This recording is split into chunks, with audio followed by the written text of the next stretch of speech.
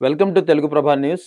నేను మీ జర్నలిస్ట్ రెహమాన్ని. కేంద్ర ప్రభుత్వ ఉద్యోగులు అటు పెన్షనర్లు చాలా కాలంగా 8వ పే కమిషన్ కోసం ఎదురు చూస్తున్నారు.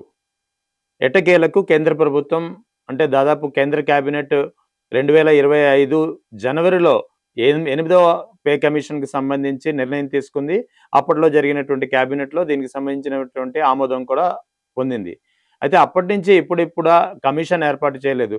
ఎందుకంటే కమిషన్ ఏర్పాటు చేసిన తర్వాత నివేదిక సమర్పించడానికి కనీసం 16-18 నెలలు పడుతుంది. ఆ తర్వాత దీనిపై కేంద్ర కేబినెట్ మళ్ళీ చర్చించి తుది నిర్ణయం తీసుకుంటుంది. ఆ తర్వాత మాత్రమే అమల్లోకి వస్తుంది. అంటే ఈ మొత్తం ప్రక్రియ పూర్తవడానికి కనీసం 2 ఏళ్లు పట్టే అవకాశం ఉంది.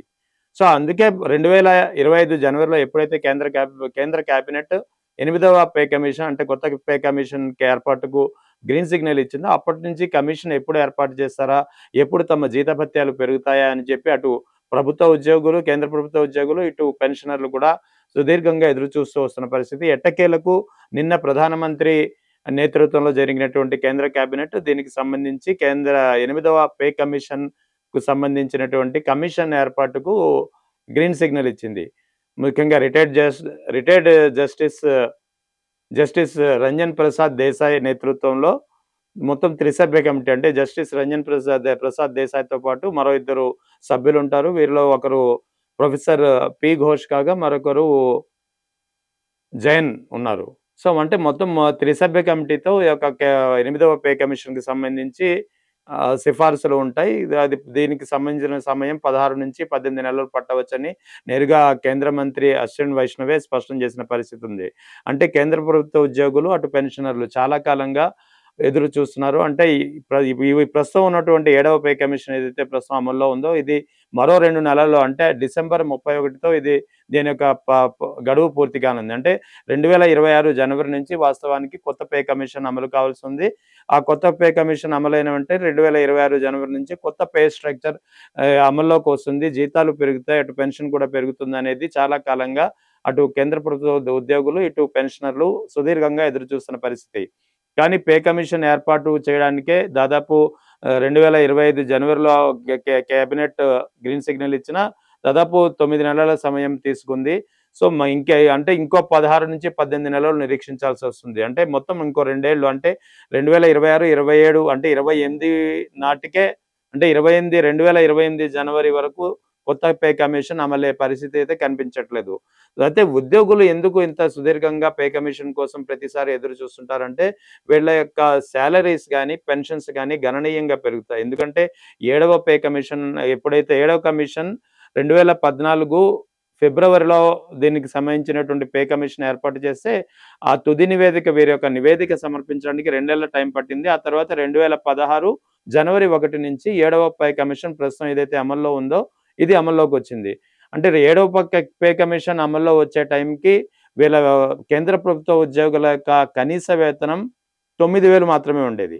అంతకుముందు 6వ వేతన సంఘం ఉన్నప్పుడు 7,000 కనీస వేతనం ఉండేది. ఆ తర్వాత 7వ వేతన సంఘం అమల్లోకి వచ్చే టైంకి అంటే 10 ఏళ్ల క్రితం అంటే ఒక్కొక్క వేతన కమిషన్ 10 ఏళ్ల కాలానికి కోసం నిర్ణయించబడుతుంది.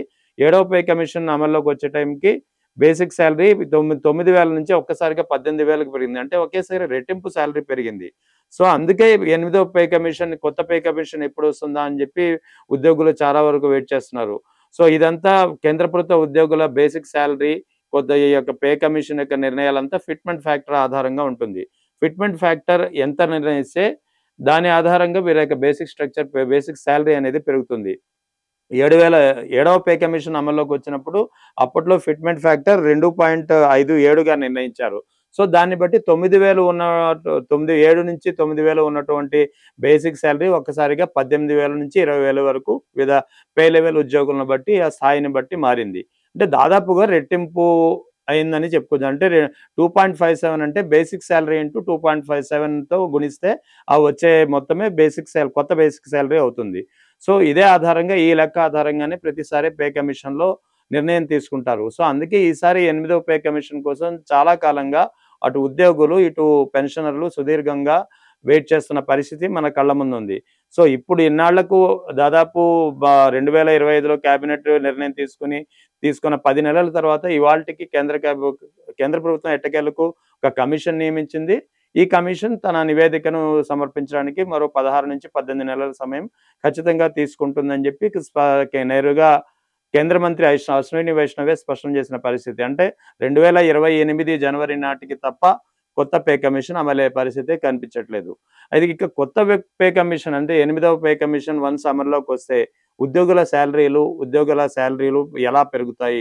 ప్రస్తుతం 18,000 బేసిక్ ఉన్న వాళ్ళ పరిస్థితి ఏంటి అనేది ఒకసారి గమనిస్తే వాస్తవానికి బేసిక్ ఫిట్‌మెంట్ ఫ్యాక్టర్ ఏదైతే మనం కీలకంగా పరిగణిస్తామో, దీనిపై ఫిట్‌మెంట్ ఫ్యాక్టర్ ఎంత ఉంటుందనేది 3 రకాలుగా అంచనాలు వినిపిస్తున్నాయి. ఓ 2 పాయింట్ ప్రస్తుతం అయితే 1.86 అని కొందరంటున్నారు. 2.28 ఉండొచ్చని కొందరంటున్నారు. లేదా 2.86 కూడా ఉండొచ్చని కొందరంటున్నారు. ఒకవేళ మధ్య మార్గంగా 2.28 అంటే 2.28 ఫిట్‌మెంట్ ఫ్యాక్టర్‌గా ఒకవేళ 8వ పే కమిషన్‌లో నిర్ణయిస్తే కేంద్ర ప్రభుత్వ ఉద్యోగుల సాలరీలు బేసిక్ సాలరీ 18,000 నుంచి ఒకేసారి 41,000కు చేరుతుంది.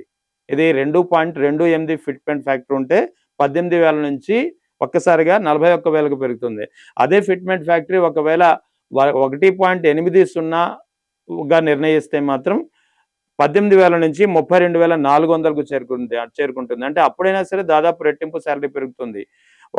ఒకవేళ కేంద్ర ప్రభుత్వ ఉద్యోగ సంఘాలు గాని, వివిధ ఉద్యోగ సంఘాలు, అటు పెన్షనర్ల సంఘాల నుంచి వస్తున్నటువంటి డిమాండ్ ఏదైతే 2.86 ఫిట్‌మెంట్ ఫ్యాక్టర్ ఉండాలని కోరుకుంటున్నారో, డిమాండ్ అయితే వినిపిస్తున్నారో, ఒకవేళ 2.86 ఫిట్‌మెంట్ ఫ్యాక్టర్‌కి గనక ఈ కొత్త పే కమిషన్ ఆమోదిస్తే ఖచ్చితంగా సాలరీలు ఒక్కసారిగా 18,000 నుంచి 51,400కు పెరిగే అవకాశం ఉంది. అంటే దాదాపు 3 రెట్లు సాలరీలు పెరుగుతుంది. సో, అందుకే కేంద్ర ప్రభుత్వ ఉద్యోగులు గాని, అటు పెన్షనర్లు గాని 8వ వేతన కమిషన్ ఎప్పుడు అమలవుతుందా అని చెప్పి చాలా కాలంగా ఎదురు చూస్తున్నారు. కేంద్ర ప్రభుత్వంపై పదే పదే ఒత్తిడి తీసుకొచ్చిన తర్వాత ఎట్టకేలకు నిన్న ప్రధానమంత్రి నేతృత్వంలోని కేంద్ర కేబినెట్ ఒక కమిషన్ ఏర్పాటుకు ఏదైతే కమిషన్ ఏర్పాటైందో త్రిసభ్య కమిషన్ దానికి ఆమోదం తెలిపింది. సో, మరో 18 నెలల తర్వాత దీనిని సంబంధించినటువంటి నివేదిక, సిఫారసులు కేంద్ర ప్రభుత్వానికి సమర్పించిన తర్వాత కేంద్ర కేబినెట్ దీనిపై నిర్ణయం తీసుకొని అప్పుడు 8వ పే కమిషన్ అమలవుతుంది. ఇదంతా జరగడానికి కనీసం 2 ఏళ్ళు ఖచ్చితంగా పట్టే అవకాశం ఉంది. అంటే 2028 జనవరి వరకు కేంద్ర ప్రభుత్వ ఉద్యోగులకు గాని, ఇటు పెన్షనర్లకు గాని నిరీక్షణ తప్పేట్టు లేదు.